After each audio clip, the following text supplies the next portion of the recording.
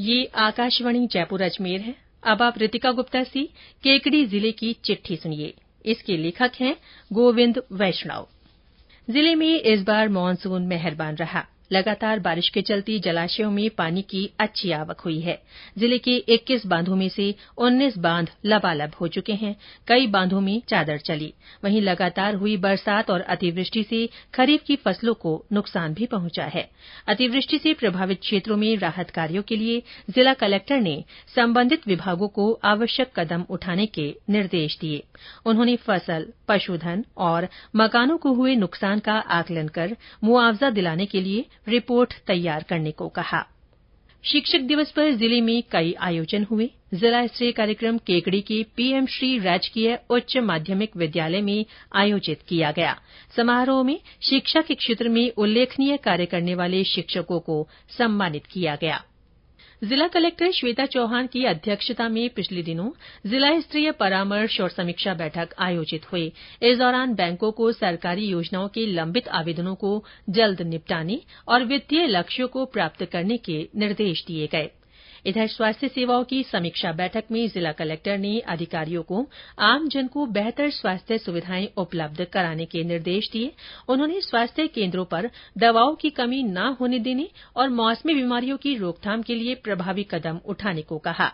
बैठक में टीकाकरण, निक्षय पोषण योजना और विकलांगता प्रमाण पत्र निस्तारण पर भी चर्चा की गई।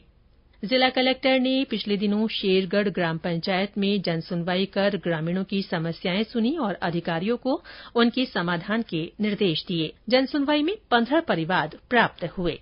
जिला कलेक्टर ने भिनाय उपखंड के धातोल गांव में रात्रि चौपाल लगाकर ग्रामीणों की समस्याएं सुनी। उन्होंने अधिकारियों को लोगों की परेशानियां दूर करने को कहा। चौपाल में ग्रामीणों को सरकारी योजनाओं का लाभ लेने के लिए भी प्रेरित किया गया। जिला कलेक्टर ने पिछले दिनों केकड़ी में 25 बेड की क्षमता वाले वृद्धाश्रम का उद्घाटन किया। आश्रम का संचालन टोंक के एक संस्थान द्वारा किया जा रहा है। ये केकड़ी जिले में अपनी तरह का पहला वृद्धाश्रम है, जहां 55 वर्ष से अधिक आयु की महिलाओं और 60 वर्ष से अधिक आयु के पुरुषों को रहने की सुविधा मिलेगी। बीते दिनों परिवहन विभाग ने जिले में ओवरलोड वाहनों पर सख्त कार्रवाई करते हुए 94 वाहनों के पंजीयन प्रमाण पत्र निलंबित किए। इनमें 71 ओवरलोड वाहन और 23 फिटनेस प्रमाण पत्र समाप्ति वाले वाहन शामिल है। पीएम सूर्यघर मुफ्त बिजली योजना के तहत नगर परिषद के सभागार में जागरूकता शिविर लगाया गया। शिविर में स्थानीय निवासियों को सोलर पैनल लगाने के फायदे, सरकारी सब्सिडी और लोन के बारे में जानकारी दी गई।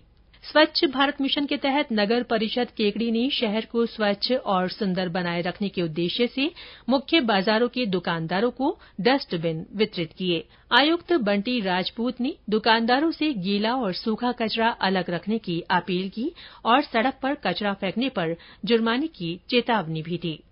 केकड़ी के राजकीय महाविद्यालय में एक पेड़ मां के नाम कार्यक्रम के तहत वृक्षारोपण किया गया। राष्ट्रीय सेवा योजना के तहत महाविद्यालय के विद्यार्थियों ने 60 पौधे लगाए और उनकी देखभाल का संकल्प लिया।